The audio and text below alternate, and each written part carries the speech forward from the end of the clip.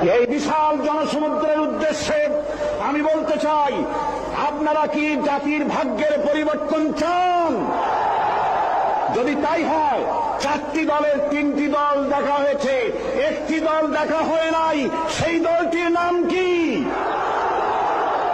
এবারের এই মহান সুযোগে সেই জামাত ইসলামীকে এই সংসদের ভেতরে কথা বলার সুযোগ করে দিতে হবে।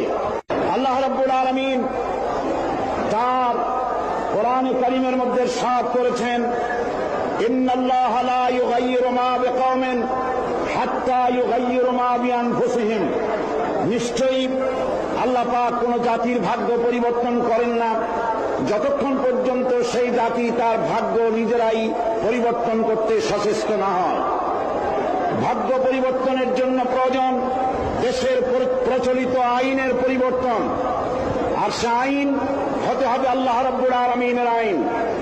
দেশ স্বাধীনের পর আমাদের এই মঞ্চের পেছনে যে সংসদ ভবন রয়েছে, এই সংসদ ভবনে যারাই এসেছেন তারা এই জনগণের ভাগ্য পরিবর্তনের কাজ, কেউ এই কাজে হাত দেননি। অবশ্য আমাদের দেশে আর কোন জিনিসের উৎপাদন কম আর বেশি হোক না হোক, রাজনৈতিক দলের উৎপাদন খুবই বেশি।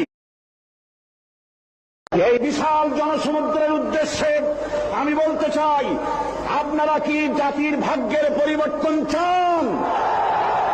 যদি তাই হয়, 4টি দলের 3টি দল দেখা হয়েছে, একটি দল দেখা হয় নাই, সেই দলটির নাম কি?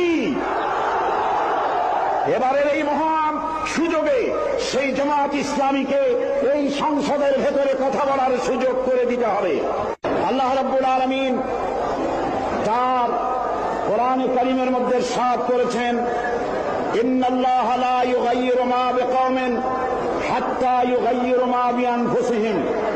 নিশ্চয়ই আল্লাহ পাক কোন জাতির ভাগ্য পরিবর্তন করেন না যতক্ষণ পর্যন্ত সেই জাতি তার ভাগ্য নিজেরাই পরিবর্তন করতে সচেষ্ট না হয়। ভাগ্য পরিবর্তনের জন্য প্রয়োজন দেশের প্রচলিত আইনের পরিবর্তন, আর সে আইন হতে হবে আল্লাহ রাব্বুল আলামিনের আইন। দেশ স্বাধীনের পর আমাদের এই মঞ্চের পেছনে যে সংসদ ভবন রয়েছে, এই সংসদ ভবনে যারাই এসেছেন তারা এই জনগণের ভাগ্য পরিবর্তনের কাজ, কেউ এই কাজে হাত দেননি।